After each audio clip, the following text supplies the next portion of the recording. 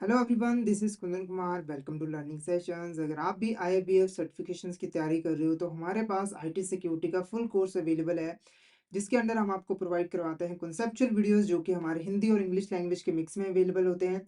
इसी के साथ हम आपको mock test, mega mock test और PDF नोट्स ही प्रोवाइड करते हैं, जिनकी हेल्प से आप इजीली रिवीजन कर सकते हो। और ये जो हमारी लाइव क्लासेस होती हैं वो आपको रिकॉर्डेड फॉर्म में भी मिल जाती हैं। तो अगर आप सिस्टमैटिक मैनर में IT सिक्योरिटी की प्रिपरेशन करना चाहते हो तो फटाफट से हमारे कोर्स में एनरोल कर लीजिए। हमारे जो कोर्सेज हैं वो इजीली एक्सेसिबल हैं। अगर आप एक एंड्रॉइड यूज़र हो तो IIBF learning centre application download कर लीजिए गूगल प्ले स्टोर से। और अगर आप एक iOS यूज़र हो तो माई इंस्टीट्यूट ऐप डाउनलोड कर लीजिए ऐप स्टोर से, और वहाँ पे आपको ऑर्गेनाइजेशन कोड यूज़ करना है GEGKT। तो फटाफट से इन एप्लीकेशन को डाउनलोड कर लीजिए और हमारे कोर्सेज में एनरोल कर लीजिए। और अगर आप अभी हमारे कोर्स में एनरोल करते हो तो आपको लगभग 82% का ऑफ मिल जाता है हमारे कोर्सेज पे, जिसके लिए आपको कूपन कोड यूज़ करना है आशीष। तो फटाफट से इस कूपन कोड का यूज़ करके हमारे कोर्स में एनरोल कर लीजिए।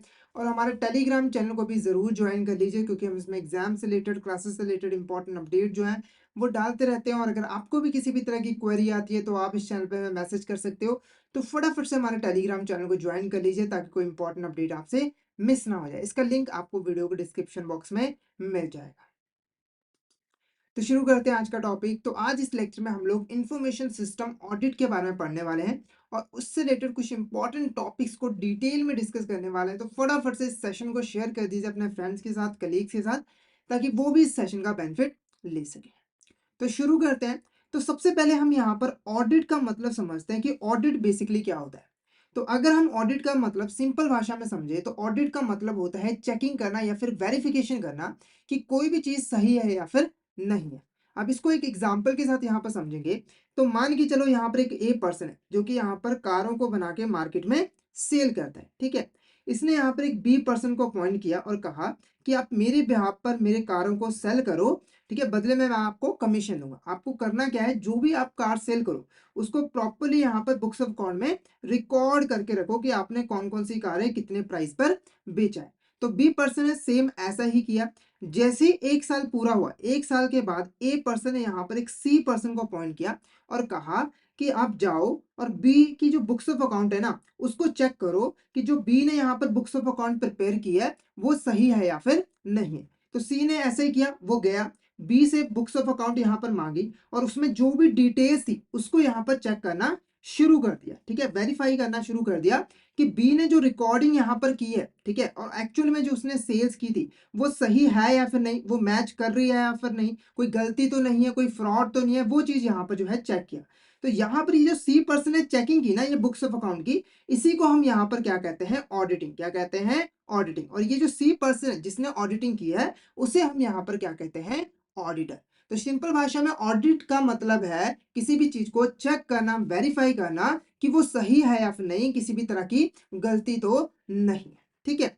जब हम यहाँ पर इंफॉर्मेशन सिस्टम ऑडिट की बात करते हैं तो यहाँ पर जो ऑर्गेनाइजेशन का इंफॉर्मेशन सिस्टम है जिसके थ्रू वो अपने डाटा और इंफॉर्मेशन को मैनेज करती है उसकी चेकिंग की जाती है, उसकी एग्जामिनेशन की जाती है। तो इंफॉर्मेशन सिस्टम ऑडिट के अंडर ऑर्गेनाइजेशन का जो इंफॉर्मेशन सिस्टम है उनको क्रिटिकली एग्जामिन किया जाता है, उसकी इवैल्यूएशन की जाती है कि जो इंफॉर्मेशन सिस्टम है वो सही तरीके से काम कर रहा है कि नहीं, वो एफिशिएंट तरीके से, इफेक्टिव तरीके से काम कर रहा है कि नहीं, वो सारी चीजें जो है चेक की जाती है। तो इसके अंदर हम बेसिकली करते क्या है, तो जो हमारा इंफॉर्मेशन सिस्टम है उसके जितने भी कंपोनेंट्स हैं, जैसे कि इंफ्रास्ट्रक्चर हो गया, एप्लीकेशंस हो गया, डाटा यूज हो गया, मैनेजमेंट हो गया, पॉलिसीज हो गया, प्रोसीजर हो गया, इन सभी की क्रिटिकल एग्जामिनेशन की जाती है, इवैल्यूएशन की जाती है और देखा जाता है कि ये सही कंपोनेंट जो है, सारे के सारे जो कंपोनेंट है वो सही तरीके से काम कर रहे हैं कि नहीं, जो रूल्स एंड रेगुलेशंस है उनको फॉलो किया जा रहा है कि नहीं, वो सारी चीजें चेक की जाती है। अब इंफॉर्मेशन सिस्टम ऑडिट का जो मेन पर्पस होता है, हम ये किस लिए करते हैं, तो मेन पर्पस हमारा ये होता है कि हम ये इंश्योर करें कि जो हमारा इंफॉर्मेशन सिस्टम है वो सिक्योर है, रिलायबल रहे, ठीक है। देखो किसी भी ऑर्गेनाइजेशन के अंदर जो इंफॉर्मेशन सिस्टम है उसका सिक्योर रहना जरूरी है, रिलायबल होना जरूरी है। तो ये हम किसके थ्रू इंश्योर कर पाते हैं, इंफॉर्मेशन सिस्टम ऑडिट के थ्रू। क्योंकि जब हम इंफॉर्मेशन सिस्टम ऑडिट करते हैं तो बेसिकली हमारे इंफॉर्मेशन सिस्टम के अंदर जितनी भी वल्नरेबिलिटीज होती है उनको हम फाइंड आउट करते हैं और उसको दूर करते हैं, ताकि हमारा जो ओवरऑल इंफॉर्मेशन सिस्टम है वो सही रहे, सही तरीके से काम करे, उसकी इंटीग्रिटी मेंटेन रहे, सिक्योरिटी मेंटेन रहे। क्लियर है आपको? तो आई होप आपको यहाँ पे इंफॉर्मेशन सिस्टम ऑडिट का जो मीनिंग है वो यहाँ पर क्लियर हो गया होगा। नेक्स्ट बात करते हैं features of information system audit, इसके क्या क्या फीचर्स होते हैं ताकि आप थोड़ा और अच्छे से इसको यहाँ पर समझ पाओ। तो पहला जो फीचर है वो क्या है, कॉम्प्रिहेंसिव एग्जामिनेशन। तो इंफॉर्मेशन सिस्टम ऑडिट के अंदर हमारा जो इंफॉर्मेशन सिस्टम होता है उसका हम एक कॉम्प्रिहेंसिव एग्जामिनेशन करते हैं। कॉम्प्रिहेंसिव एग्जामिनेशन का मतलब कि ओवरऑल जितने भी कंपोनेंट्स होते हैं, पार्ट्स होते हैं इंफॉर्मेशन सिस्टम की, उनका क्रिटिकल एग्जामिनेशन किया जाता है, चाहे वो हार्डवेयर हो, चाहे सॉफ्टवेयर हो, चाहे नेटवर्क हो, डाटा स्टोरेज हो, इन सभी की एग्जामिनेशन की जाती है। उसके बाद क्या है, ऑब्जेक्टिव असेसमेंट। ऑब्जेक्टिव असेसमेंट का मतलब है इम्पार्शियल इंडिपेंडेंट एग्जामिनेशन।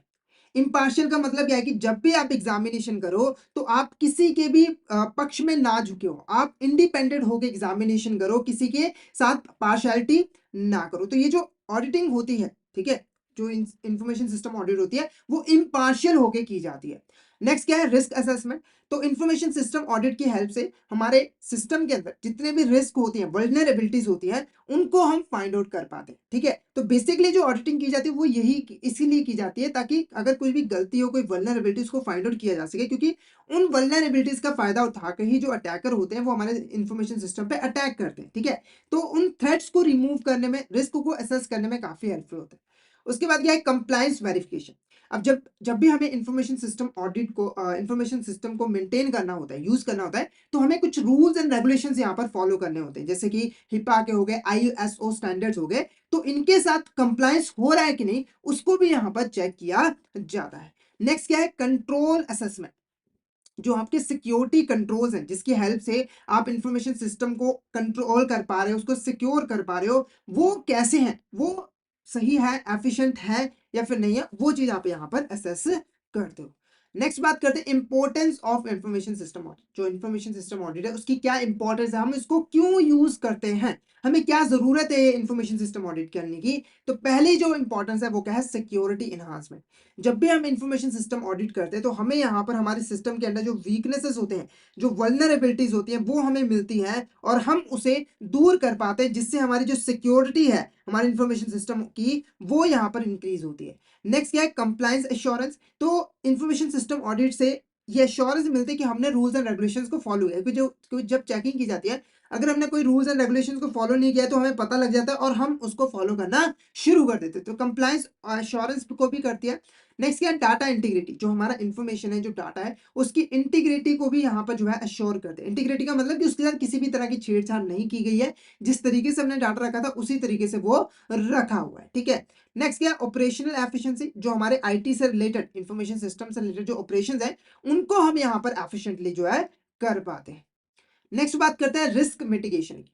ठीक है, अब जब हम वल्नरेबिलिटीज को फाइंड आउट कर लेते हैं, उससे जो रिस्क हो सकता है उसे हम असेस कर लेते हैं, तो उसे रिमूव करने में, उसे कम करने में हेल्पफुल भी होता है। नेक्स्ट बात करते हैं हिस्टोरिकल कॉन्टेक्स्ट की, मतलब कि हिस्ट्री में कैसे इसको यूज किया जाता था। तो पहले के जमाने में देखो, इंफॉर्मेशन सिस्टम ऑडिट को इतना इंपॉर्टेंस नहीं दी जाती थी, ऑर्गेनाइजेशन इसको परफॉर्म भी नहीं कर पाती थी। पर जैसे जैसे आगे चलकर हमने इंफॉर्मेशन टेक्नोलॉजी को यूज करना शुरू कर दिया, टेक्नोलॉजी की एडवांसमेंट हुई, तो इसकी इंपॉर्टेंस भी काफी यहाँ पे जो है बढ़ गई और इसके ऊपर ध्यान देना शुरू हो गया। अगर हम टर्मिनोलॉजी की बात करें, ठीक है, तो शुरुआत में जो आईएसई है, इसको फॉर्मली क्या कहा जाता था, ईडीपी ऑडिट। इसका फुल फॉर्म क्या होता है, इलेक्ट्रॉनिक डाटा प्रोसेसिंग ऑडिट। तो इलेक्ट्रॉनिक फॉर्म में जो भी हमने डाटा रखा हुआ है, प्रोसेस करें, उनकी ऑडिटिंग को करना। ठीक है, उसके बाद इंफॉर्मेशन सिस्टम ऑडिट को हम आईटी ऑडिट या फिर कंप्यूटर ऑडिट भी कह सकते हैं। ऐसा क्यों है, क्योंकि ये हमारे इंफॉर्मेशन सिस्टम के साथ ही रिलेटेड होता है। अगर हम सिर्फ आईटी ऑडिट ऑडिट की बात करें, ठीक है, आईटी ऑडिट की बात करें, तो ये रिलेटेड होता है डाटा के साथ। ठीक है, तो जो भी डाटा है, ठीक है, जो कि ऑडिटिंग जिस डाटा का हम ऑडिट कर रहे हैं, ठीक है, उसकी जो वेरिफिकेशन की जाती है, ऑडिटिंग की जाती है, ठीक है, कंप्यूटर्स का यूज करके, कंप्यूटर टेक्निक्स का यूज करके, वो हमारा आईटी ऑडिट होता है। उसके बाद देखो क्या है, computer audit. Computer audit basically क्या होता है, तो इसके अंदर जो हमारा एंटायर कंप्यूटर इंफ्रास्ट्रक्चर है, चाहे वो हार्डवेयर हो, चाहे सॉफ्टवेयर हो, ठीक है, या फिर अदर रिसोर्सेज है, उन सभी की वेरिफिकेशन की जाती है, चेकिंग जो है वो की जाती है। तो आईटी थोड़ा सा नैरो टर्म है, आईटी ऑडिट, पर जो कंप्यूटर ऑडिट है वो उससे थोड़ा ब्रॉडर है, क्योंकि इसमें डाटा भी तो आ जाता है, पर जो एडिशनल कंपोनेंट्स होते हैं वो भी इसके अंदर जो है आ जाते हैं।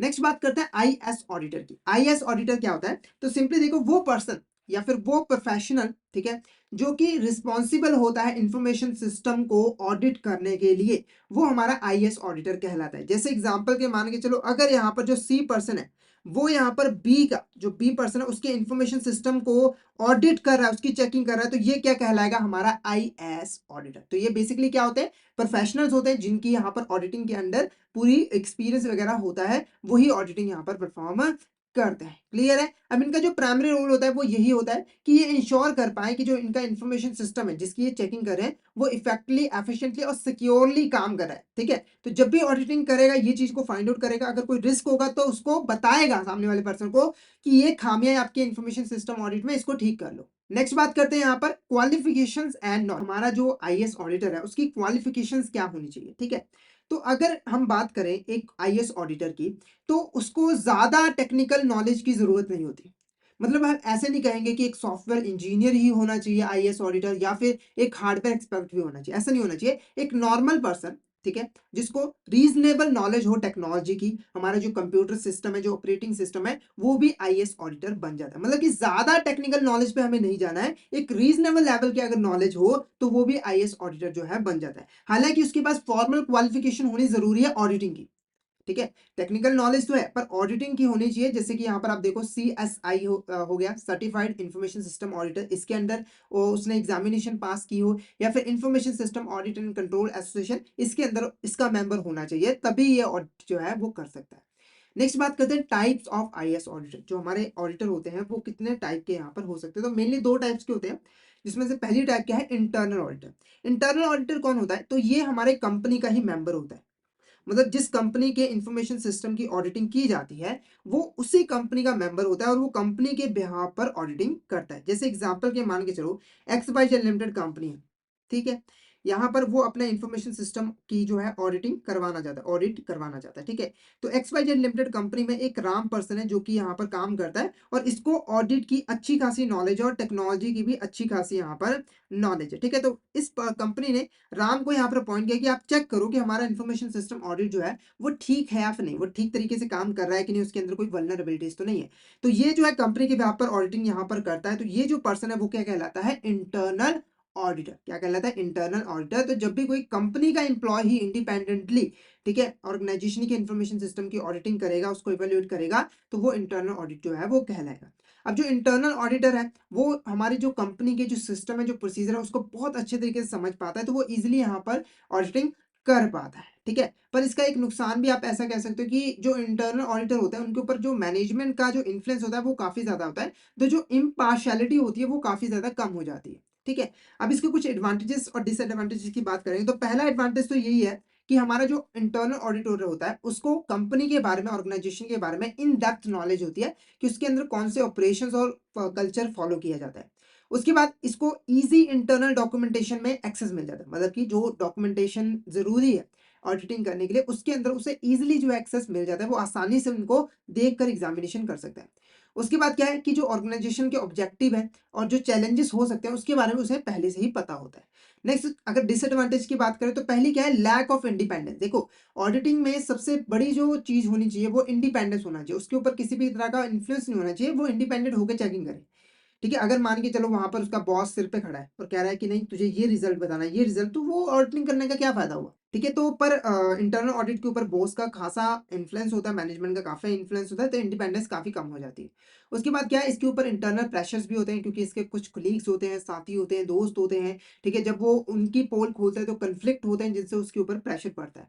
उसके बाद क्या है, एक्सटर्नल पर्सपेक्टिव। अब देखो कुछ बेस्ट प्रैक्टिसेस, एक्सपर्टीज इतनी ज्यादा इसको नहीं होती क्योंकि ये पूरा ऑडिटिंग थोड़ी होता है, पूरा ऑडिटर थोड़ी होता है, बस ये कुछ टेम्परेरी बेसिस पे ऑडिटिंग कर रहा होता है, तो पूरी क्वालिफिकेशन इसके पास नहीं होती है। नेक्स्ट बात करते हैं एक्सटर्नल ऑडिटर की। तो एक्सटर्नल ऑडिटर कौन होता है, वो पर्सन जो कंपनी का मेंबर नहीं होता है, कंपनी उसको अपॉइंट करती है कि हमारे इंफॉर्मेशन सिस्टम को ऑडिट करो। जैसे X Y Z limited company है, इसको अपना इंफॉर्मेशन सिस्टम को ऑडिट करवाना है, तो इसने क्या किया, एक ऑडिटर की जो फॉर्म्स है जहाँ पर बहुत सारे ऑडिटर काम करते हैं वहां से एक पर्सन को अपॉइंट किया, मान के चलो वो ए पर्सन है, और उसको कहा कि आप हमारे इंफॉर्मेशन सिस्टम को ऑडिट करो। तो ये क्या कहलाता है, एक्सटर्नल ऑडिटर। क्या कहलाता है, एक्सटर्नल ऑडिटर। ठीक है, अब इसके कुछ एडवांटेजेस और डिसएडवांटेजेस की बात करते हैं। तो पहला क्या है, जो हमारा एक्सटर्नल ऑडिटर होता है वो इंडिपेंडेंट होता है। ठीक है, उसको ना तो देखो मैनेजमेंट से कोई मतलब होता है, ना ही उसके ऊपर जो कुलीग्स हैं उनका कोई प्रेशर होता है, क्योंकि उन्होंने आना है अपना काम करके चला जाना है, ठीक है? तो ये काफ़ी इंडिपेंडेंट होके जो है एग्ज़ामिनेशन कर पाता है। उसके बाद इसके पास स्पेशलाइज़्ड नॉलेज होती है, एक्सपर्टीज़ होती है, जिसका हेल्प से वो अच्छे तरीके से एग्ज़ामिनेशन जो है वो कर पाता है, ठीक है? उसके बाद इसके ऊपर किसी भी तरह का इंटरनल बायस का जो है इन्फ्लुएंस नहीं होता है। वो ऑब्जेक्टिव तरीके से जो है वो इवैल्यूएशन कर पाता है। नेक्स्ट अगर डिसएडवांटेज की बात करें तो ये काफ़ी एक्सपेंसिव होता है क्योंकि कंपनी को इसको फीस पे करनी पड़ती है और फीस काफ़ी ज़्यादा बड़ी होती है। दूसरा क्या होता है कि लिमिटेड एक्सेस होता है। देखो इसको ना ऑर्गेनाइजेशन के बारे में इतना ज़्यादा पता नहीं होता है। कौन-सी फाइल में कौन-सी डिटेल्स है, कैसे उसको चेक करना है, उसके बारे में इसको ज़्यादा नॉलेज नहीं होती, तो लिमिटेड एक्सेस इसको मिल पाता है। उसके बाद इसको कंपनी ऑर्गेनाइजेशन की जो सिस्टम है, कल्चर है, उसके बारे में डीप अंडरस्टैंडिंग भी नहीं होती है, तो ज़्यादा टाइम तो इसको समझने में ही इसका जो है चला जाता है। नेक्स्ट बात करते हैं ऑडिटिंग की। अब ऑडिटिंग क्या है? तो ऑडिटिंग वो कंपनी या फिर एंटिटी है जिसके इंफॉर्मेशन सिस्टम ऑडिट की जाती है, जिसके इंफॉर्मेशन सिस्टम की चेकिंग एग्जामिनेशन की जाती है। जैसे अगर X Y Z limited company है, वो यहाँ पर राम पर्सन को अपॉइंट करती है कि आप हमारे इंफॉर्मेशन सिस्टम को की ऑडिटिंग करो। तो ये जो X Y Z limited company जिसके इंफॉर्मेशन सिस्टम की ऑडिटिंग की जा रही है, चेकिंग की जा रही है, वेरिफिकेशन की जा रही है, एवेल्यूशन की जा रही है, वो पर्सन हमारा क्या कहलाता है? ऑडिटी कहलाता है। क्या कहलाता है? ऑडिटी। क्लियर है? अब जब भी ऑडिटिंग की जाती, ऑडिट इंफॉर्मेशन सिस्टम ऑडिट की जाती है, तो ये नेसेसरी होता है, ये कंपल्सरी होता है कि जो ऑडिटर है और जो ऑडिटी है, उसके बीच में जो रिलेशनशिप है ना, वो अच्छा हो। वो दोनों मिल-जुल कर अच्छे तरीके से काम करें, तभी अच्छा रिज़ल्ट यहाँ पर हमें मिल सकता है। अगर उनके बीच में कॉन्फ्लिक्ट होता रहे, रिलेशनशिप अच्छा ना हो, तो काम सही से नहीं चल पाता है। तो एक ऑडिटर और ऑडिटी के बीच में कैसा रिलेशनशिप होना चाहिए, वो हम यहाँ पर डिस्कस करते हैं। तो पहली चीज़ क्या है कि जो ऑडिटर और ऑडिटी है, उसके बीच में जो रिलेशनशिप होता है, वो क्रिटिकल होता है, फंडामेंटल रिलेशनशिप होता है। जैसे मैंने आपको बताया कि अगर अच्छे रिज़ल्ट चाहिए, ठीक है, जो पर हमारा ऑब्जेक्टिव अगर उसको पूरा करना चाहते हो, तो ऑडिटर और ऑडिटी के बीच में रिलेशनशिप अच्छा होना चाहिए। नेक्स्ट देखो, it is not a combative and complementary role, यानी कि हमारा जो ऑडिटर और ऑडिटर का रिलेशनशिप है, वो ना तो कॉम्बैटिव होना चाहिए और ना ही कॉम्प्लीमेंट्री होना चाहिए। अब इसका मतलब क्या है? तो पहले बात करते हैं कॉम्बैटिव की। तो कॉम्बैटिव ऐसा रिलेशनशिप होता है जिसके अंदर दोनों पार्टी जो है एक दूसरे के विरुद्ध होती है। मतलब कि अगर एक पर्सन किसी चीज को सही कहता है तो दूसरा पर्सन उस चीज को क्या कहता है कि ये चीज गलत है। जैसे एग्जाम्पल के मान के चलो ए और बी पर्सन है, ठीक है? ये क्या है? ऑडिटी है और ये क्या है? ऑडिटर है। ठीक है? तो ये जो बी पर्सन है वो कह रहा है कि ए प्रोसेस सही है, तो ये क्या कह रहा है कि ए प्रोसेस गलत है। तो ऐसा रिलेशनशिप नहीं होना चाहिए। दूसरा क्या है? Complementary rule. कॉम्प्लीमेंट्री रूल के अंदर क्या होता है कि वो दोनों पार्टी जो है एक दूसरे को कॉम्प्लीमेंट देते रहते हैं। जैसे एग्जाम्पल के मान के चलो, बी पर्सन ने कहा कि ए प्रोसेस जो है वो सही है, ठीक है? ए नहीं, यहाँ पर मान लेते हैं सी प्रोसेस जो है वो सही है। तो ये बिना सोचे समझे कहेगा हाँ हाँ ठीक है आप ठीक हो। ऐसे ही अगर ए पर्सन बोलेगा कि यहाँ पर डी सही है, ठीक है, तो बी पर्सन भी बिना सोचे बोलेगा कि हाँ हाँ डी सही है, आप बिल्कुल यहाँ पर सही हो। तो एक दूसरे को कॉम्प्लीमेंट देते जा रहे हैं, ठीक है, चाहे एक सामने वाला पर्सन गलत ही। तो ऐसा रोल नहीं होना चाहिए, बल्कि कैसा रोल होना चाहिए?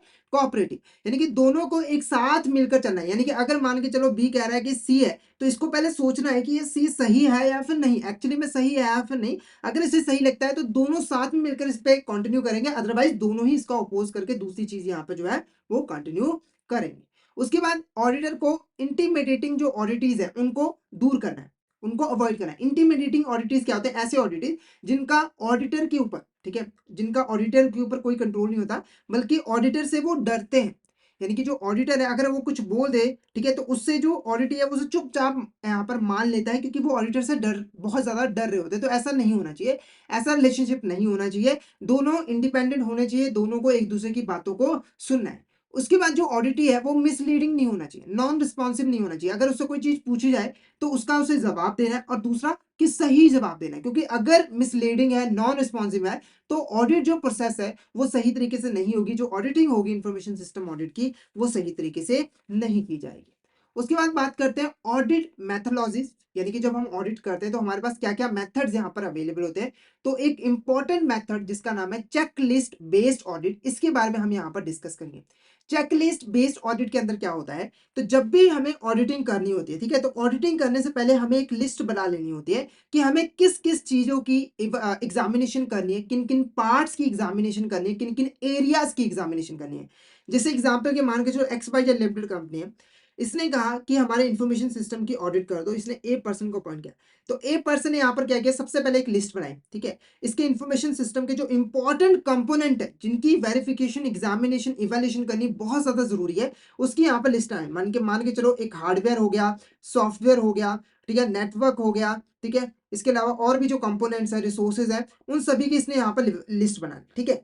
लिस्ट बनाने के बाद क्या होता है कि जो ऑडिटर है, ठीक है, वो इस लिस्ट के अंदर जो जो चीजें हैं उसको एक एक करके जो है स्टेप बाय स्टेप जो है उनको वेरीफाई करता है, उनकी चेकिंग करता है, ठीक है। तो ये जो मेथड होता है वो हमारा चेक लिस्ट बेस्ड ऑडिट होता है। क्लियर है। अब इस मेथड के अंदर जो हमारा ऑडिटर है वो पहले से ही क्राइटेरिया फिक्स कर देता है, क्योंकि देखो जब चेकिंग करनी है तो एक चीज होगा, दो चीजें होंगी, या तो एक सही होगा या फिर गलत होगा। अब सही गलत किस बेस पे होगा, तो हम पहले से क्राइटेरिया यहाँ पर सेट कर लेंगे, या फिर आप कह सकते हो कि हम यहाँ पर स्कोर फिक्स कर लेंगे। जैसे मैंने बोला कि हार्डवेयर हो गया, ठीक है, तो हार्डवेयर का कम से कम 9 स्कोर आना चाहिए। जब हम इसकी चेकिंग करें तो इसका 10 में से 9 स्कोर आएगा, तभी हम इसको सही मानेंगे। तो जो ऑडिटर है वो यहाँ पर चेकलिस्ट करेगा, हार्डवेयर की वेरिफिकेशन करेगा, और अगर वो क्राइटेरिया को फॉलो करता है तब तो वो सही होगा, अदरवाइज वो सही नहीं होगा, उसमें वीकनेस होगी, उसमें वल्नरेबिलिटीज होगी। क्लियर है आपको। तो यहां पर अगर मीनिंग देखोगे तो इसके अंदर कुछ प्री डिफाइंड चेकलिस्ट होते हैं, ठीक है, कुछ क्राइटेरिया होते हैं जिनको फॉलो करके हमारे जो वेरियस एस्पेक्ट होते हैं, जैसे कि प्रोसेस हो गया, सिस्टम हो गया, ऑपरेशंस हो गया इंफॉर्मेशन सिस्टम के, उनको इवैल्यूएट किया जाता है, उनको असेस किया जाता है, ठीक है। अब अगर फीचर्स की बात करें ताकि आप और अच्छे से इस मेथड को समझ पाओ, तो पहला फीचर क्या कह रहा है, प्री डिफाइंड चेकलिस्ट। तो पहले से ही कुछ चेकलिस्ट हमारे यहाँ पर बने होंगे जिनकी हमें वेरिफिकेशन करनी होगी। अब इसमें ये हमारे आइटम्स भी हो सकते हैं या फिर टास्क भी हो सकते हैं। उसके बाद क्या है, एक सिस्टमैटिक अप्रोच हमें फॉलो करना है। सिस्टमैटिक अप्रोच का मतलब है कि स्टेप बाय स्टेप, ऐसा नहीं हुआ कि आपने पहले यहाँ पर पहले वाले को वेरीफाई कर लिया, फिर बीच वाले को, फिर एंड वाले को, ऐसा नहीं। एक सिस्टमैटिक अप्रोच आपको फॉलो करनी है, और स्टेप बाय स्टेप पहले 1 2 3 4 5 6 ऐसे करके आपको वेरिफिकेशन जो है वो करनी, एग्जामिनेशन करनी है। उसके बाद क्या है, वेरिफिकेशन करनी है आपको। वेरिफिकेशन के अंदर आप क्या करोगे, जो क्राइटेरिया आपने डिसाइड किया था, यानी कि जो नंबर आपने दिए थे, उससे वो मैच करता है या फिर नहीं करता है, वो चीज आप चेक करोगे। उसके बाद वेरिफिकेशन के बिहाफ पर एक स्कोरिंग दी जाएगी, ठीक है, कि किसको कितना स्कोर मिला है, 10 में से 9 मिला है, 10 में से 8 मिला है। उसके बिहाफ पर हम डिसाइड करेंगे कि हमारा कौन सा कंपोनेंट सही है और कौन सा कंपोनेंट सही नहीं। नेक्स्ट बात करते हैं एडवांटेजेस की। अब ये जो मेथड होता है इसके क्या क्या एडवांटेजेस होते हैं, तो पहला क्या है, कॉम्प्रिहेंसिव असेसमेंट। अब जब हम एक लिस्ट बना लेते हैं ना, तो जितने भी इंपॉर्टेंट चीजें होती हैं, जितने भी इंपॉर्टेंट कंपोनेंट्स होते हैं हमारे इंफॉर्मेशन सिस्टम ऑडिट की, उसकी हम एग्जामिनेशन कर लेते हैं, उसकी इवैल्यूएशन कर लेते हैं। कोई भी चीज छूटती नहीं है। जैसे अगर आप नॉर्मली बिना लिस्ट के दुकान पर भी कोई सामान लेने जाते हो तो पॉसिबिलिटी होती है ना कि आप कोई एक सामान भूल जाओ, पर जब आप प्रॉपर लिख के जाते हो तो एक एक आप बोल के बताते हो और सामान लेते हो, तो भूलने के चांसेस कम होते हैं, आप सारा सामान ले आते हो। तो ऐसे ही यहाँ पर भी कॉम्प्रिहेंसिव असेसमेंट होती है और कोई भी चीज नहीं छूटती है। उसके बाद क्या है, कंसिस्टेंसी रहती है, क्योंकि हम सारा काम स्टेप बाय स्टेप कर रहे हैं, ठीक है, तो कंसिस्टेंसी जो है वो मेंटेन रहती है। लास्ट में एफिशिएंसी काफी ज्यादा अच्छी यहाँ पर जो है हो जाती है। नेक्स्ट बात करते हैं टाइप्स ऑफ ऑडिट्स। अब जो ऑडिट्स होती हैं वो कितनी टाइप्स की यहाँ पर जो है होती है, ठीक है। तो बेसिकली ये जो क्लासिफिकेशन हमने की है वो यहाँ पर कंप्यूटर का यूज कैसे किया जा रहा है उसके बेस पर किया गया। यानी कि ये जो हमने ऑडिट्स की क्लासिफिकेशन की है, हमने इस बेसिस पे क्लासिफिकेशन की है कि इस सिस्टम में कितना कंप्यूटर का यूज किया जा रहा है या फिर नहीं किया जा रहा है, ठीक है। तो पहली जो टाइप है वो क्या है, ऑडिटिंग अराउंड द कंप्यूटर। तो इस मेथड के अंदर क्या होता है कि हम ऑडिटिंग करने के लिए किसी भी कंप्यूटर का यूज नहीं करते, बल्कि ऑडिटिंग जो है वो यहाँ पर मैन्युअली की जाती है। तो इस ऑडिटिंग के अंडर बेसिकली जो मैनुअल चीजें होती हैं, आईटी सिस्टम के ऐसे कंपोनेंट्स हैं जिसके अंदर कंप्यूटर का यूज नहीं किया जाता है, उसकी एग्जामिनेशन की जाती है, उसकी इवैल्यूएशन यहाँ पर की जाती है। जैसे एग्जांपल के लिए जो मैनुअल कंट्रोल है, ठीक है, ऐसे कंट्रोल जहां पर कंप्यूटर का यूज नहीं हो रहा है, हम मैनुअली कंट्रोल एप्लीकेबल कर रहे हैं, या फिर जो सिक्योरिटी पॉलिसीज हैं, जो प्रोसीजर है, उनकी यहाँ पर एग्जामिनेशन की जा रही है। तो सिंपल सा मेथड है यहाँ पर कि इस मेथड के अंदर हम कंप्यूटर का यूज नहीं करते, और इसीलिए इनके अंदर उन चीजों की एग्जामिनेशन की जाती है, इवैल्यूएशन की जाती है जिनके अंदर कंप्यूटर का यूज नहीं होता है। जो मैनुअल काम होते हैं, मैनुअल कंट्रोल्स होते हैं, पॉलिसीज होते हैं, उनकी एग्जामिनेशन जो है वो की जाती है। जैसे एक बेस्ट एग्जांपल आपको दूं, तो जो हमारे पीपल्स हैं, ठीक है, जो हमारे लोग हैं, ह्यूमंस हैं, वो सही तरीके से काम कर रहे हैं नहीं कर रहे हैं, जब हम इसकी चेकिंग करते हैं तो ये हमारा इसके अंदर जो है आ जाता है, क्योंकि ह्यूमंस को कंप्यूटर की हेल्प से थोड़ी हम यहाँ पर चेकिंग कर सकते हैं, उससे हम पर्सनल इंटरव्यू करेंगे तब हम उसको जान पाते हैं। नेक्स्ट अगर इसके फीचर्स की बात करें तो पहला इंपॉर्टेंट फीचर यह है, क्या है, मैनुअल प्रोसीजर। तो हम कंप्यूटर का यूज नहीं करेंगे, हम मैनुअली सारी चीजें करेंगे, जैसे कि डॉक्यूमेंट, फिजिकल डॉक्यूमेंट देखेंगे, हमारे जो पर्सोनल है उनका इंटरव्यू लेंगे, उनको ऑब्जर्व करेंगे। उसके बाद क्या है, इसका जो मेन फोकस होता है वो पीपल्स और प्रोसेसेस पे होता है, यानी कि जो लोग हैं और जो प्रोसेसेस को हम यहाँ पर फॉलो करें किसी भी काम को करने के लिए, उसको हम यहाँ पर देखते हैं। नेक्स्ट ये जो कंट्रोल असेसमेंट है वो एडिक्वेट है या फिर नहीं है, उनको कंसिस्टेंटली फॉलो किया जा रहा है नहीं किया जा रहा है, वो चीज हम यहाँ पर देखते हैं। नेक्स्ट क्या, ऑडिटिंग थ्रू द कंप्यूटर। ठीक है, अब इसके अंदर क्या होता है कि हम ऑडिटिंग जो है वो कंप्यूटर की हेल्प से करते हैं, तो इसीलिए इस तकनीक के अंदर उन चीजों की ऑडिटिंग की जाती है जिसके अंदर कंप्यूटर का बहुत ज्यादा यूज जो है वो किया जाता है। जैसे कि सॉफ्टवेयर का चेकिंग करना कि जो सॉफ्टवेयर है वो सही है या फिर नहीं है, कोई हार्डवेयर कंपोनेंट सही है या फिर नहीं है, वो सॉफ्टवेयर हार्डवेयर साथ में मिलकर अच्छे तरीके से काम कर रहे हैं कि नहीं, वो सिक्योर है या कि नहीं, तो वो सारी चीजें हम यहाँ पर जो है वो चेक करते हैं। तो जो भी IT system data directly computer के साथ रिलेटेड होता है, कंप्यूटर की हेल्प से उसको मैनेज किया जाता है, उसकी वेरिफिकेशन यहाँ पर जो है वो की जाती है। ठीक है, अगर फीचर्स की बात करें तो डाटा एनालिसिस टूल्स होते हैं, तो यहाँ पर हमारे पास बहुत सारे सॉफ्टवेयर्स होते हैं। ठीक है, टेक्निक्स होते हैं जिसके अंदर हम कंप्यूटर का यूज करते हैं और डाटा एनालिसिस कर पाते हैं। ठीक है, और ऑडिटिंग कर पाते हैं। नेक्स्ट क्या, ऑटोमेटेड टेस्टिंग। तो जो भी हम टेस्टिंग कर रहे होते हैं, जो एग्जामिनेशन कर रहे होते हैं, वो ऑटोमेटिक ही हो जाती है, मतलब कि ज्यादा हमें मैनुअली कुछ करने की जरूरत नहीं होती है, वो अपने आप ही होता रहता है। नेक्स्ट क्या, फोकस ऑन आईटी सिस्टम। जो आईटी सिस्टम है जो कि मेनली कंप्यूटर से कंट्रोल किए जाते हैं, है ना, उनके ऊपर फोकस जो है वो किया जाता है। नेक्स्ट बात करते हैं प्रोसेस ऑफ आईएस ऑडिट, यानी कि जो इंफॉर्मेशन सिस्टम ऑडिट होती है उसकी प्रोसेस क्या होती है। ठीक है, तो हमारा जो इंफॉर्मेशन सिस्टम ऑडिट है वो कोई भी सिंगल एक्टिविटी नहीं होती, बल्कि उसके अंदर मल्टीपल स्टेप्स किए जाते हैं, और उसी को हम यहाँ पर प्रोसेस ऑफ आईसी ऑडिट कहते हैं। तो जो पहला स्टेप होता है हमारे इस प्रोसेस के अंदर वो क्या होता है, प्लान। तो प्लानिंग के अंडर हम प्लान बनाते हैं कि जो आईएएस ऑडिटर हमें कैसे करनी है। ठीक है, तो इसके अंदर बेसिकली हमारे जो ऑब्जेक्टिव्स हैं, ठीक है, कि हम ऑडिटिंग किस लिए कर रहे हैं, क्या हम यहाँ पर पाना चाहते हैं, वो हम यहाँ पर डिसाइड करते हैं। उसके बाद उन ऑब्जेक्टिव को पाने के लिए हमें किस तरह की ऑडिट करनी पड़ेगी, नेचर क्या होगी ऑडिट की, वो सारी चीजें जो है हम यहाँ पर सेलेक्ट करते हैं। तो प्लानिंग फेज में मेनली सब कुछ प्लान किया जाता है कि हम ऑडिटिंग क्यों कर रहे हैं, कैसे करेंगे, किस तरह की ऑडिटिंग हमें यहाँ पर करनी पड़े, क्योंकि आप लोगों को पता है कि बहुत सारे ऑडिटिंग होते हैं, जैसे कि एक्सटर्नल रूटीन एडिट हो गया, सिक्योरिटी एडिट्स हो गया, इंटरनल टीम ऑडिट हो गया, तो वो हम डिसाइड करते हैं। उसके बाद क्या, स्टडी द ऑडिट एरियाज। ठीक है, उसके बाद जो ऑडिट एरियाज है, यानी कि जिन चीजों की हमें ऑडिटिंग करनी है, उनको हम क्रिटिकली स्टडी करते हैं, उसको एनालिसिस करते हैं, ताकि उसके हिसाब से हम ऑडिटिंग टेक्निक को यूज कर पाए, एक प्लान जो है वो ड्राफ्ट कर पाए कि कैसे हम इस ऑडिटिंग टेक्निक को अप्लाई करें, ताकि हमारे जो ऑब्जेक्टिव है वो यहाँ पर जो है हमें मिल जाए। ठीक है, तो एरियाज का मतलब आपको सिंपली पता है, जो डिफरेंट डिफरेंट हार्डवेयर हैं, सॉफ्टवेयर हैं, ठीक है, जो लोग हैं, उनको हमें स्टडी यहाँ पर करना है, जो कि इंफॉर्मेशन सिस्टम के साथ रिलेटेड है। उसके बाद क्या है, कमेंसमेंट ऑफ ऑडिट। अब हमें ऑडिट को कमेंस कर देना है, यानी कि ऑडिटिंग करनी स्टार्ट कर देनी है। अगर हमने कोई सर्टिफिकेशन लिया हुआ है किसी ऑर्गेनाइजेशन का, जैसे आईएसओ हो गया, तो उसके जो रूल्स हैं, जो गाइडलाइंस है, उसे हमें फॉलो करना पड़ता है। जैसे कि ऑडिट का शेड्यूल क्या होगा, मीटिंग कैसे की जाएगी, डिस्कशन कैसे की जाएगी, वो सारी चीजें अगर आप खुद ही कर रहे हो, तो वहां पर आप अपने हिसाब से शेड्यूल फिक्स कर सकते हो, जो हमारे ऑडिट एरियाज है उनको अपने हिसाब से डिस्कस कर सकते हो। ठीक है, और उसके बिहाफ पर ऑडिटिंग कर सकते हो।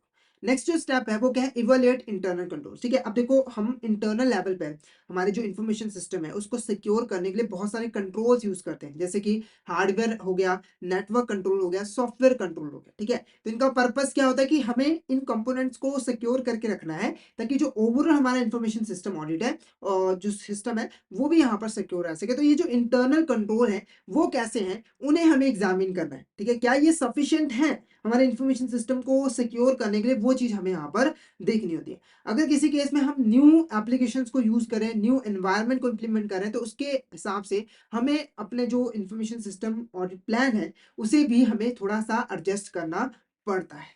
नेक्स्ट क्या है, आइडेंटिफाइंग डेफिशिएंसीज। ठीक है, तो यहाँ पर हम डेफिशिएंसीज को, यानी कि हमारे इंफॉर्मेशन सिस्टम ऑडिट के अंदर क्या क्या कमियां हैं, उससे हम यहाँ पर फाइंड आउट जो है वो करते हैं, ठीक है? यानी कि हम क्या करते हैं, एक बेंचमार्क फिक्स कर देते हैं, ठीक है? कि हमारा जो इन्फॉर्मेशन सिस्टम होना चाहिए, वो इस तरह का होना चाहिए। अगर हमारा जो इन्फॉर्मेशन सिस्टम है, उस बेंचमार्क के अकॉर्डिंग है, उससे अबव है, तो हम कहेंगे कि इन्फॉर्मेशन सिस्टम बहुत अच्छा है। अगर अच्छा नहीं है, तो इसका मतलब वहीं कहीं न कहीं कोई खामी, कोई डेफिशिएंसी है। तो जब हम बेंचमार्क के साथ कंपैरिज़न करते हैं, तो हमें वो खामियाँ मिलती हैं, वो डेफिशिएंसी मिलते हैं, जिसमें हम सुधार करके हमारे इन्फॉर्मेशन सिस्टम को और बेहतर जो है, वो बना पाते हैं। तो जब भी हम कंपैरिज़न करते हैं, तो वही कई सारी खामियाँ मिलती हैं, जैसे कि आईसी पॉलिसी में कोई खामी होती है, या फिर आईसी पॉलिसी को इम्प्लीमेंटेशन करने में किसी भी तरह की यहाँ पर खामी होती है।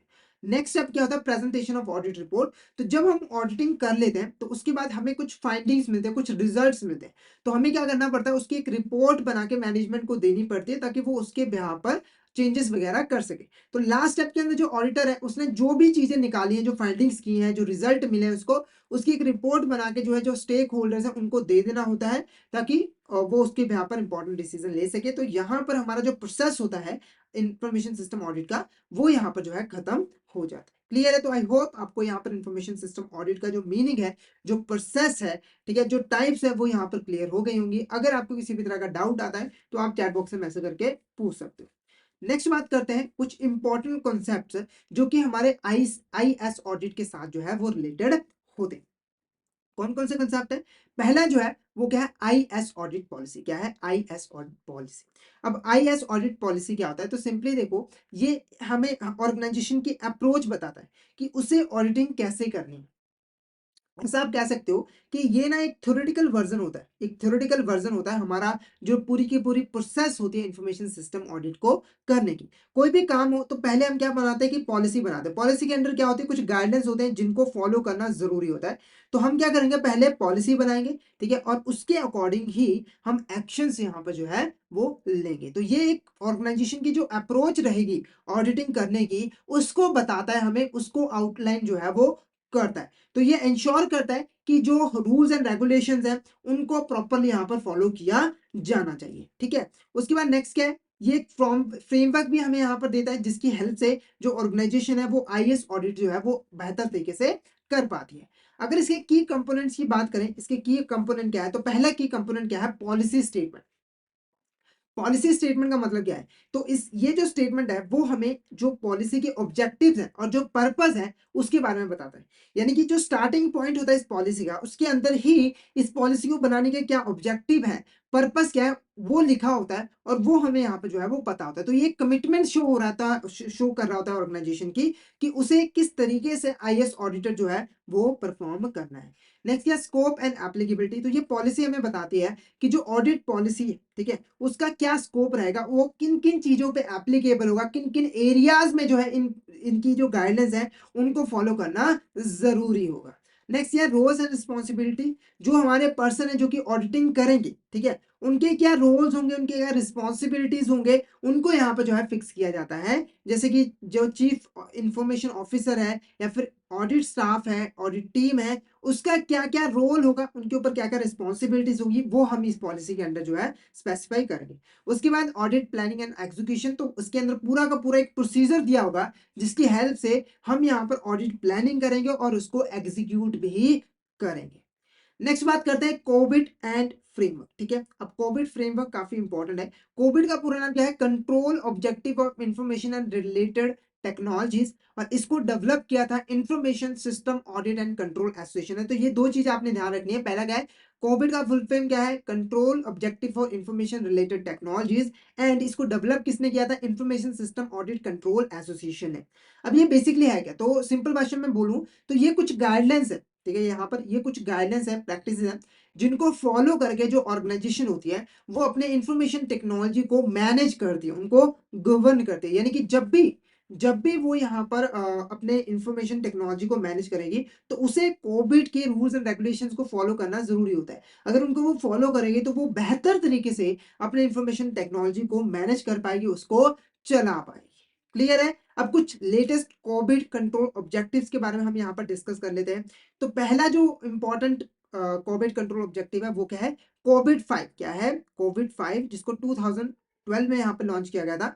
तो कोविड 5 बेसिकली कुछ सेट ऑफ गाइडलाइंस है, बेस्ट प्रैक्टिसेस हैं, जिनको ऑर्गेनाइजेशन फॉलो करती हैं अपने ऑब्जेक्टिव्स जो कि रिलेटेड होते हैं इंफॉर्मेशन टेक्नोलॉजी को मैनेज करने से रिलेटेड, उसको अचीव करने में हेल्पफुल होती है। यानी कि एक ऑर्गेनाइजेशन अगर इन गाइडलाइंस को, बेस्ट प्रैक्टिसेस को फॉलो करती है, तो उसके जो आईटी मैनेजमेंट के जो गोल्स हैं, ऑब्जेक्टिव्स हैं, वो इजीली उनको प्राप्त हो जाते हैं। नेक्स्ट अगर फीचर्स की बात करें, तो ये जो कोविड 5 था वो प्रोसेस बेस्ड है, यानी कि इसके अंदर बहुत सारे प्रोसेसेस बताए गए थे जिनको फॉलो करके हमारी जो ऑर्गेनाइजेशन है वो आईटी गवर्नेंस और मैनेजमेंट जो है वो कर सकती है। तो डिफरेंट डिफरेंट प्रोसेस है इसके अंदर। उसके बाद क्या, फ्रेमवर्क इंटीग्रेशन। तो ये जो कोविड 5 है, ये डिफरेंट डिफरेंट अदर फ्रेमवर्क्स के साथ में मिलकर, ठीक है, साथ में मिलकर यहाँ पे जो है वो काम करती है। जैसे कि हमारा यहाँ पर ITIL हो गया, इंफॉर्मेशन टेक्नोलॉजी इंफ्रास्ट्रक्चर लाइब्रेरी, या फिर ISO हो गया। तो इन स्टैंडर्ड, इन फ्रेमवर्क के साथ इंटीग्रेट होकर मिलकर ये और बेहतर तरीके से काम जो है वो करती है। उसके बाद क्या, इनेबलर बेस्ड ऑपरेशन। तो इसने इनेबलर का कॉन्सेप्ट जो है इंट्रोड्यूस किया था। इनेबलर बेसिकली क्या होता है, ये ऐसे फैक्टर्स होते हैं जो कि आईटी रिलेटेड प्रोसेसेस की सक्सेस को इन्फ्लुएंस करते हैं। यानी कि आईटी रिलेटेड प्रोसेस कितने सक्सेसफुल होंगे वो इन इनेबलर्स पे, इनेबलर जो है उसके ऊपर डिपेंड करता है। तो ऑर्गेनाइजेशंस को इन इनेबलर्स के ऊपर फोकस करना जरूरी होता है। अब ये इनेबलर्स क्या होते हैं, जो क्या होते हैं, हमारे इंपॉर्टेंट प्रिंसिपल्स होते हैं, पॉलिसीज होते हैं, प्रोसेसेस होते हैं, ऑर्गेनाइजेशन स्ट्रक्चर होते हैं, कल्चर होते हैं। नेक्स्ट क्या, लाइफ साइकिल अप्रोच। तो इसने क्या किया है, ये जो हमारा फ्रेमवर्क है, उसने पूरा का पूरा जो आईटी सर्विस है उसको एक लाइफ साइकिल में कन्वर्ट कर दिया। यानी कि उसके शुरुआती से लेकर, मतलब इनिशियल स्टेजेस से लेकर लास्ट स्टेज तक कैसे काम करना है, उसके रिगार्डिंग वो हमें यहाँ पर जो है बताता है। जिसने पूरी लाइफ जो है आईटी सर्विसेज की, उसको अलग अलग स्टेजेस में जो है वो डिवाइड कर दिया है। उसके बाद क्या है, aligning IT with business goals. ठीक है, तो ये जो कोविड 5 है वो हमारे जो बिजनेस ऑब्जेक्टिव्स हैं, ठीक है, उनके साथ अलाइन करने में भी हेल्पफुल जो है होता है। नेक्स्ट बात करते हैं कोविड 2019। क्या है कोविड 2019? तो जो कोविड 2019 है, ये कोविड 5 का ही एक जो है वो अपग्रेडेड वर्जन है। ठीक है, तो ये 2019 में थोड़े से और एडिशनल चीजों को ऐड करके जो इंट्रोड्यूस किया गया था। अब इसके अगर फीचर्स की बात करें, तो फीचर्स क्या है, पहला क्या है, डिजाइन फैक्टर। तो इसने 7 डिजाइन फैक्टर को इंट्रोड्यूस किया था, जो कि ध्यान रखने होते हैं किसी भी ऑर्गेनाइजेशन को जब वो गवर्नेंस सिस्टम को अप्लाई जो है वो करती है आईटी को इंफॉर्मेशन टेक्नोलॉजी को मैनेज करने के लिए। अब ये जो 7 डिजाइन फैक्टर्स हैं वो कौन कौन से हैं, तो पहला देखो क्या है, यहाँ पर stakeholders needs, end to end integrated enterprise governance system, a holistic governance system, dynamic governance system, tailored governance system, और end to end governance system components. ठीक है, लास्ट में हमारा गवर्नेंस सिस्टम कैपेबिलिटीज। तो ये 7 हमारे यहाँ पर डिजाइन फैक्टर जो है इंट्रोड्यूस किए गए थे। नेक्स्ट है फोकस ऑन स्टेक होल्डर। तो ये जो कोविड 2019 है, ये कहता है कि हमें स्टेक होल्डर की नीड्स पे बहुत ज्यादा फोकस करना है, उसकी स्टेक होल्डर की जो एक्सपेक्टेशंस है उसको पूरा करने का पूरा जोर लगाना है। उसके बाद क्या है, परफॉर्मेंस मैनेजमेंट। तो परफॉर्मेंस मैनेजमेंट पे भी ध्यान रखना है, जो हमारी आईटी गवर्नेंस सिस्टम है उसकी परफॉर्मेंस कैसी रही है ओवर द टाइम, वो हमें यहाँ पर जो है चेक करते रहना है। नेक्स्ट बात करते हैं ऑडिट चार्टर की। ठीक है, ऑडिट चार्टर क्या है, तो बेसिकली देखो ऑडिट चार्टर एक यहाँ पर रिटन डॉक्यूमेंट है। क्या है, एक रिटन डॉक्यूमेंट है जो कि यहाँ पर हमारे जो ऑडिट प्रोसेस है, ठीक है, इंफॉर्मेशन सिस्टम ऑडिट है, उनको फॉर्मलाइज करता है और ऑडिटर्स को अथॉरिटी देता है कि वो ऑडिट से रिलेटेड जितने भी एक्टिविटीज है, फंक्शंस है, उसको फ्रीली परफॉर्म जो है वो कर सकते हैं। तो ये क्या होता है, एक रिटन मैंडेट होता है। मैंडेट का मतलब क्या होता है कि ऑटोमेटिकली, ठीक है, रिटन मैंडेट का मतलब कि रिटन में हमने अथॉरिटी दे दिया ऑडिटर को कि वो यहाँ पर ऑडिटिंग जो है वो कर सकते हैं। तो इस ऑडिट चार्टर के अंदर कुछ इंपॉर्टेंट बातों का जिक्र होता है, जैसे कि 4 इंपॉर्टेंट चीजें। पहला क्या है, पर्पस क्या है ऑडिट का, रिस्पॉन्सिबिलिटीज क्या रहेंगी ऑडिटर की, अथॉरिटी क्या होंगी उनके पास, अकाउंटेबिलिटी क्या होंगी, वो सारी चीजें इसके अंदर जो है लिखी होती है और इसके अकॉर्डिंग ही जो ऑडिटर्स हैं वो ऑडिटिंग करते हैं। ठीक है, अगर हम कंपोनेंट्स की बात करें तो वही हमारे 4 इंपॉर्टेंट कंपोनेंट है।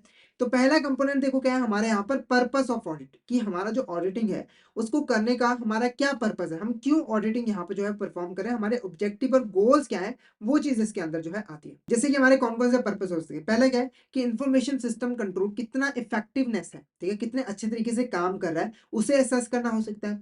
या फिर हमारा जो डाटा है, आईटी एसेट्स है, वो कितने सिक्योर है, उनकी सिक्योरिटी कितनी अच्छी है, उनको इवेल्युएट कर सकते हैं। या फिर रेगुलेटरी जो रिक्वायरमेंट्स हैं उनको फॉलो किया जा रहा है या फिर नहीं, यानी कि जो रूल्स एंड रेगुलेशन उनको फॉलो किया जा रहा है कि नहीं, वो चीज हम यहाँ पर चेक कर सकते हैं। या फिर लास्ट में जो वल्नरेबिलिटीज और रिस्क है उनको हम यहाँ पर आइडेंटिफाई कर सकते हैं। नेक्स्ट बात करते हैं रिस्पॉन्सिबिलिटी ऑफ ऑडिटर। जो हमारे ऑडिटर है उनकी रिस्पॉन्सिबिलिटी क्या-क्या होती है। तो ये दूसरा इंपॉर्टेंट कंपोनेंट है, ठीक है? तो इसके अंदर ये जो सेक्शन है हमारा, वो डील करता है कि हमारा जो ऑडिटर होगा, जो ऑडिटिंग करेगा, उसको उसका क्या रोल होगा, उसकी क्या ड्यूटीज़ होगी, क्या ऑब्लिगेशंस होंगी, उसे क्या चीज़ें यहाँ पर करनी ज़रूरी है, वो सारी चीज़ें। अब इसके अंदर क्या-क्या चीज़ें हो सकती है, पहला क्या है कि ऑडिटर को प्लानिंग और ऑडिट कैसे करनी है ना? वो चीज़ करनी पड़ेगी, डिसाइड करनी पड़ेगी। उसके बाद जो रिस्क एंड कंट्रोल्स हैं, उनको असेस करना पड़ेगा कि वो कितने अच्छे तरीके से काम कर रहे हैं, रिस्क कितना है, कंट्रोल्स कितने अच्छे तरीके से एप्लीकेबल है, वो चेक करना है। उसके बाद जो फाइंडिंग्स होंगी, ठीक है, वो रिपोर्ट करनी है मैनेजमेंट को, ठीक है, साथ के साथ कुछ रिकमेंडेशन भी देनी है कि ताकि मैनेजमेंट इम्प्रूवमेंट कर सके, जो खामियां हैं उसको यहाँ पर दूर कर सके। इसके अलावा इंडिपेंडेंस को मेंटेन रखना है, यानी कि उसे किसी के भी इन्फ्लुएंस में नहीं आना है, इंडिपेंडेंट होके ऑडिटिंग करनी है। इसके अलावा प्रोफेशनल कॉम्पिटेंसी के साथ ऑडिटिंग करनी है। नेक्स्ट क्या, अथॉरिटी ऑफ ऑडिटर, यानी कि जो ऑडिटर्स हैं, ऑडिटिंग करने के पास उनके पास क्या-क्या पावर्स हैं, उनके पास क्या-क्या अथॉरिटी है। क्योंकि देखो, अगर ऑडिटर को काम सही तरीके से करना है तो कुछ से कुछ पावर्स की रिक्वायरमेंट है। जैसे कि पहली जो अथॉरिटी है वो हम ये दे सकते हैं, access to all relevant IT system data and documentation, यानी कि आईटी सिस्टम से रिलेटेड जितना भी इंपॉर्टेंट डाटा है, डॉक्यूमेंटेशन है, उसका एक्सेस प्रोवाइड किया जा सके ताकि उसके बेस पर वो जान सके कि हमारा इंफॉर्मेशन सिस्टम जो है वो सही तरीके से काम कर रहा है या फिर नहीं। उसके बाद ability to request information and interviews with personnel, यानी कि जो पर्सोनल है, जो हमारे इंफॉर्मेशन सिस्टम ऑडिट के साथ रिलेटेड है, उनके साथ बात करके उनके साथ इंटरव्यू करने की इसके पास अथॉरिटी होनी चाहिए, यानी कि वो किसी भी पर्सोनल को बुला के जो इंफॉर्मेशन उससे उससे चाहिए वो यहाँ पर ले सकता हो। इसके अलावा इंडिपेंडेंस होकर रिकमेंडेशन देगी, ठीक है, मतलब कि वो रिकमेंडेशन देगा करेक्टिव एक्शंस लेने के लिए हमारे मैनेजमेंट को, वो दे सकता हो। उसके बाद राइट टू कम्युनिकेट फाइंडिंग, उसके पास राइट होना चाहिए कि वो यहाँ पर मैनेजमेंट और जितने भी स्टेक होल्डर्स हैं उनको कम्युनिकेट कर सके जो भी उसकी फाइंडिंग्स है। क्योंकि आप ही सोच के देखो, अगर जो ऑडिटर है उसने कोई फाइंडिंग्स की है, अगर वो उसको सामने वाले पर्सन को बताएगा ही नहीं कि तेरी ये गलती है, तो वो उस गलती को कैसे सुधार करेगा। तो यहाँ पर मैनेजमेंट जो है वो मना नहीं कर सकती है। हमारा जो ऑडिटर है वो जो भी फाइंडिंग्स करेगा उसकी रिपोर्ट बना के वो यहाँ पर सामने वाले पर्सन को देगा ही देगा। नेक्स्ट क्या, अकाउंटेबिलिटी ऑफ ऑडिटर। तो ऑडिटर की क्या क्या अकाउंटेबिलिटी होती है। तो अकाउंटेबिलिटी का मतलब है कि जो ऑडिटर जो भी काम करेगा उसकी रिस्पॉन्सिबिलिटी ऑडिटर की ही होगी। जैसे आप यहाँ पर देखो, हम पहले ही बोल चुके हैं कि जो ऑडिटर है उसकी रिस्पॉन्सिबिलिटी है कि जो हमारे यहाँ पर एस्टैब्लिश मेथोडोलॉजी है, स्टैंडर्ड्स हैं, उनको फॉलो करके ऑडिटिंग की जा सके। मतलब कि जो रूल्स एंड रेगुलेशंस हैं, उनको फॉलो करके ही ऑडिटिंग करनी है। अगर ऑडिटर ऐसा नहीं करता है, तो उसका खामियाजा उसको भुगतना पड़ेगा, यानी कि जो पेनल्टी वगैरह है, ठीक है, जो भी पनिशमेंट है, वो उसको दी जाएगी। तो ये एक्शन, अगर कभी कोई अनअथॉराइज्ड तरीके से एक्शन लेता है, तो उसके लिए हमारा ऑडिटर ही रिस्पॉन्सिबल होगा। उसके बाद देखो, जो ऑडिट वर्क है, उसकी प्रॉपर यहाँ पर डॉक्यूमेंटिंग करेगा, यानी कि जो भी फाइंडिंग्स वो करेगा, तो उसको प्रॉपर्ली वो रिकॉर्ड करके रखेगा ताकि डॉक्यूमेंट बनाकर वो दे सके। ऐसा ना हो कि वो कहे कि मैं तो बड़ा तेज हूँ, दिमाग में ही रखे और बाद में जाके सारा मिक्स हो गए, कॉम्प्लेक्स हो जाए और उसे कुछ याद नहीं रहे, तो फायदा क्या होगा। उसके बाद clear and transparent audit report, तो उसे क्लियर और ट्रांसपेरेंट ऑडिट रिपोर्ट्स बनानी है ताकि सामने वाला पर्सन उसको पढ़ के जो भी चीज है उसको समझ पाए।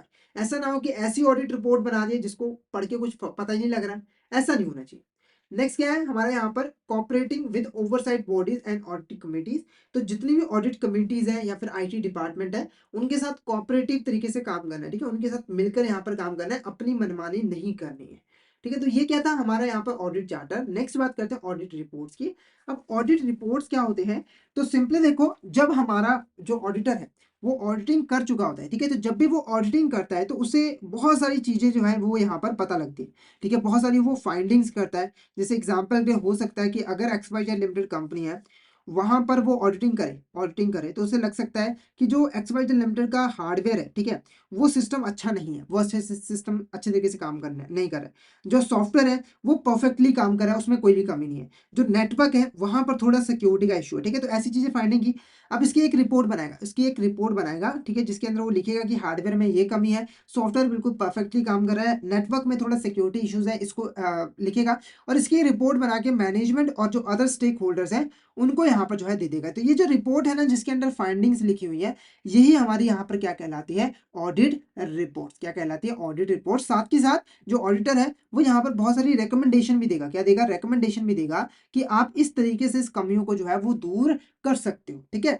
तो अब एक क्वेश्चन आपके दिमाग में ज़रूर उठेगा कि ऑडिटर का बेसिकली काम क्या हुआ? जैसे यहाँ पर हमारा जो आज का टॉपिक है, वो ओवर होता है, तो आपको यहाँ पर एक तरीके से हमने पूरा जो टॉपिक रिलेटेड है इन्फॉर्मेशन सिस्टम ऑडिट से, वो हमने डिटेल में पढ़ लिया, ठीक है? तो यहाँ पर आकर आपके दिमाग में क्वेश्चन ज़रूर उठेगा कि जो ऑडिटर है, उसका क्या रोल है, ठीक है? क्या वो सिर्फ कंसल्टेशन प्रोवाइड करता है या फिर वो सिर्फ फाइंडिंग्स करता है, ठीक है?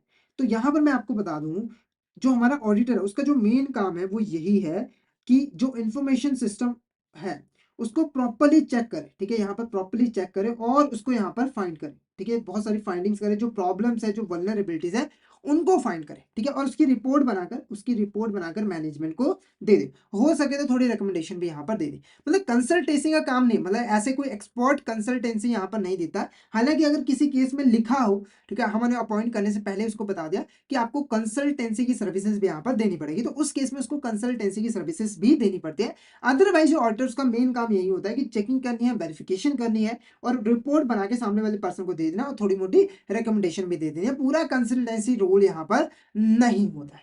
क्लियर है? तो यहाँ पर हमने इन्फॉर्मेशन सिस्टम ऑडिट के बारे में डिटेल में पढ़ लिया है, तो आई होप आपको यहाँ तक क्लियर हो गया होगा। अगर आपको यहाँ पर किसी भी तरह का डाउट आता है, तो आप चैट बॉक्स में मैसेज करके यहाँ पर पूछ सकते हो, और अगर आपको क्लियर है, तो फटाफट से एक बार चैट बॉक्स में मैसेज करके ज़रूर बता दीजिए कि आपको यहाँ तक क्लियर है।